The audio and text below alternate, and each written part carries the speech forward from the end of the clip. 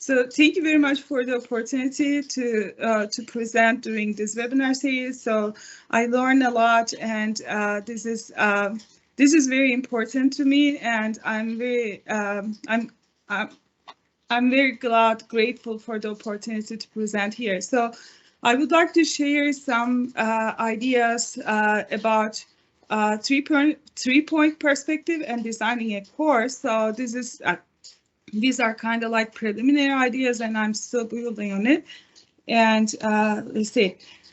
Okay, so let's start. And when we say three-point perspective, it is about perspective drawing. And I would like to give you some introduction about myself. So I've been teaching mathematics courses for more than 20 years, and I've worked at several institutions and several universities, colleges, and also taught many courses. And some of those courses are kind of like very similar but different in detail. For example, I taught calculus courses or differential equations courses at research universities, regional universities, and like the student body was different. So I had to work through those differences. And currently, I'm an assistant instructional professor for more than 4 years here at UChicago.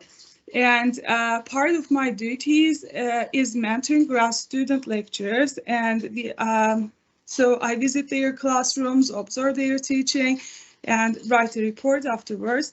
And also talk to them. And recently, I participated in a college fellow workshop. So that's about like mentoring graduate student lecturers that are not teaching but prepared to teach courses.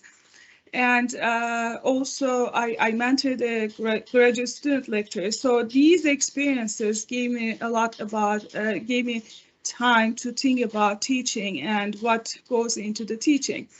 And I'm also a lifelong learner. So I'm self-educated in data science, Python, and instructional design.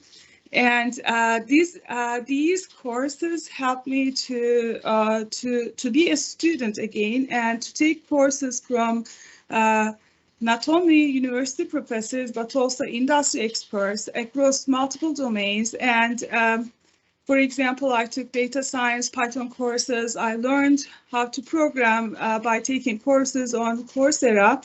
And recently, I completed a learning path on instructional design in LinkedIn Learning. And part of my duties is investing into professional development. So that kind of gives me more idea about the designing a course. And among my interests is perspective drawing. So I'm a beginner, so you won't be seeing my pictures or the drawings that I did. But this one is my niece, and Eylül, and this is her self-portrait. And I wanted to share this with you because for a long time I thought that I wasn't good at drawing. And in school, I always spent drawing classes on working on mathematics problems. And I didn't have an opportunity or interest to do the drawing until we did drawings with Eylül over WhatsApp. So she lives in Canada and she is only 6 years old. This is her self-portrait, and she also has some sort of design that we were talking about. And as you see, this my sister took this picture from an angular perspective. So the lines, parallel lines, are not that parallel to the frame. So my talk is actually about perspective. So I wanted to share her self-portrait drawing there. So when we say perspective, we usually think about 1-point perspective or 2-point perspective. So 1-point perspective, as you see, there is the center of vision, and it is at the horizon.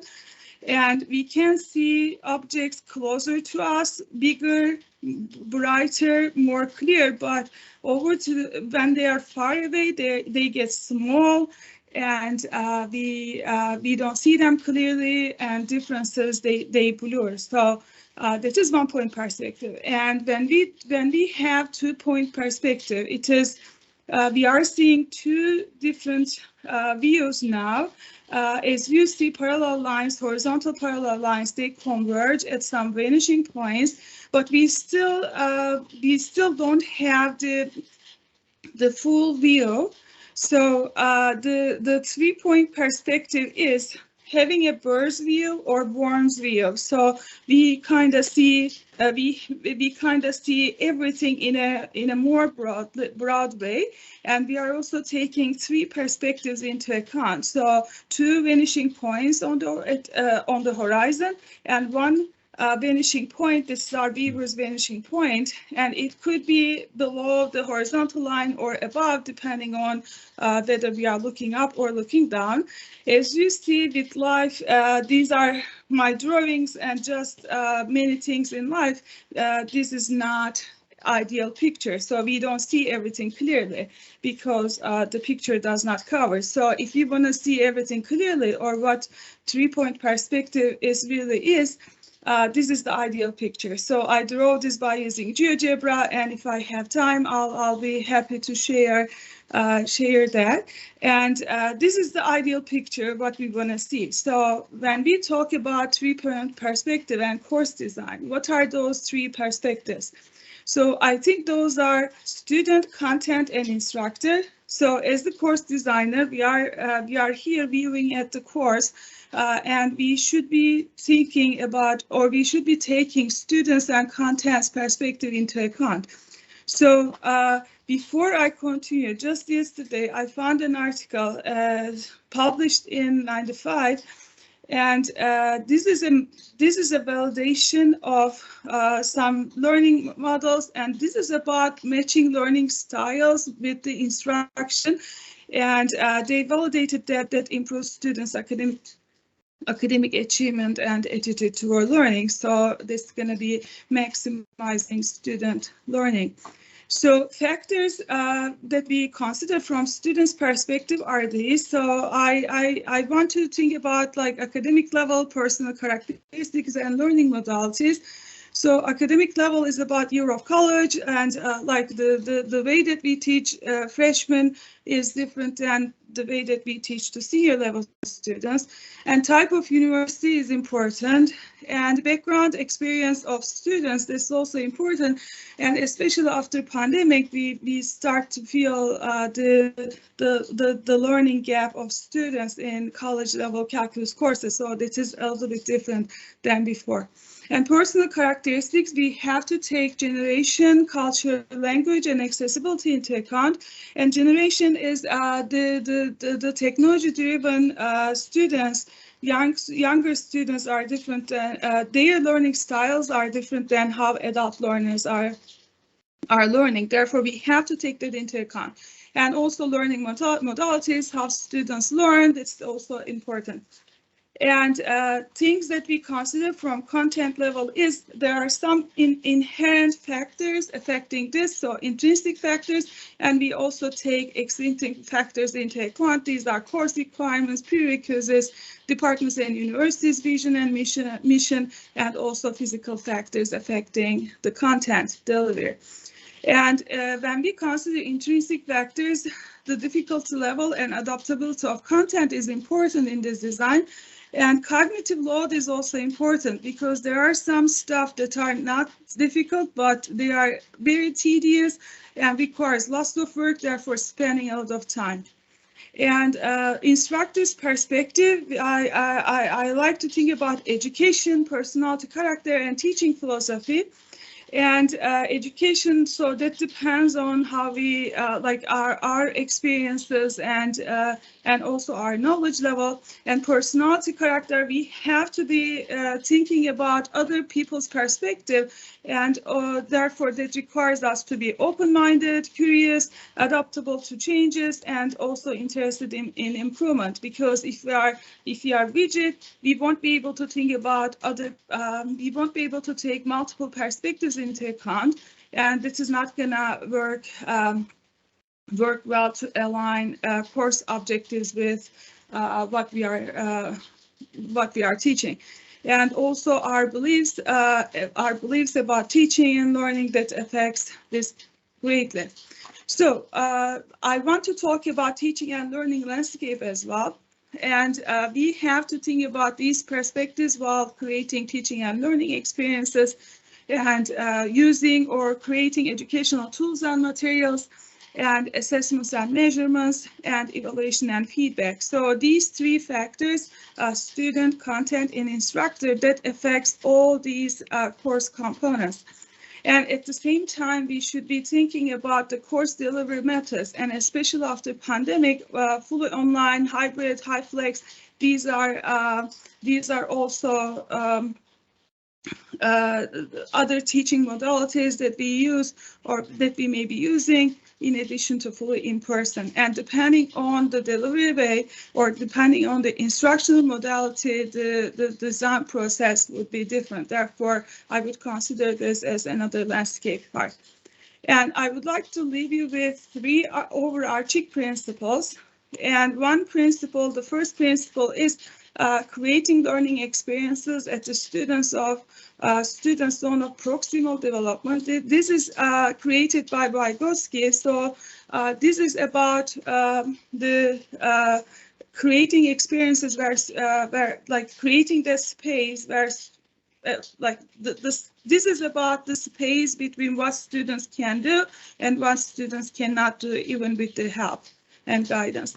And a second principle is Bloom's taxonomy. So recently, I'm very interested in thinking about Bloom's taxonomy and also creating materials so that students can develop skills and knowledge, various skills and knowledge related to this. As you see, it is not just about understanding or applying. That is usually what we do in math courses, but it's also analyzing, evaluating, and creating. At the same time, we should be thinking about two-dimensional Bloom's taxonomy, and there's cognitive process dimension, that is Bloom's way, and Anderson et al., they created the knowledge dimension as well. Therefore, we should be thinking about course objectives and things that we create from this, taking this dimension into account as well. And the third principle is making sure that any curriculum material that we create satisfies these three criteria. And I recently found about this while preparing for this talk, and I love it because this is about continuity. So continuity is about the vertical alignment. Therefore, if we want to improve a certain skill, then or if we want to if you want students to know a certain thing, then this should be embedded into activities over the course of the over the course. And sequence is related to continuity, but taking this a little bit more. So it is not at the same level, but increasing the usage level a little bit. And the last one is integration. So integration of knowledge and skills in students' everyday life and how they use in other courses and in their life or job. Therefore, creating content like that. And I think I have time to talk about this Geo-Gebra Applet. So let's go over this a little bit. So you don't see my drawings on paper, but this is something that I created by using Geo-Gebra. So perspective is about geometry, using geometry. And I wanted to share this with you because like it is not a static picture. So as you see, if I change one perspective point, one vanishing point, the image is distorted. And to have a more balanced way, we have to think about these distances into consideration. And as you see, if we think A as student and B as content, if student level is really close to the content, meaning, for example, teaching PhD students a specialized course, then the learning is really it is more focused, and we can get great success. And also we have a unique point here, so we can also think about this as well. Sorry, Selma, we couldn't see the images just at the end there, but unfortunately we have now reached time, I'm afraid, so we're going to have to kind of stop there in interest of fairness with everyone else. if anyone does have any questions for Selma, please stick them in the chat, because in the interest of fairness, we have gone over time, so we should probably kind of stop there. So thank you so much. That was another great presentation, and it kind of rounds off, I think, a really great event today, where we've seen so many ideas and thoughts and some take-home messages. And so, yeah, thank you to all of the presenters that have been here today. But thank you, Selma. Thank you. I appreciate it.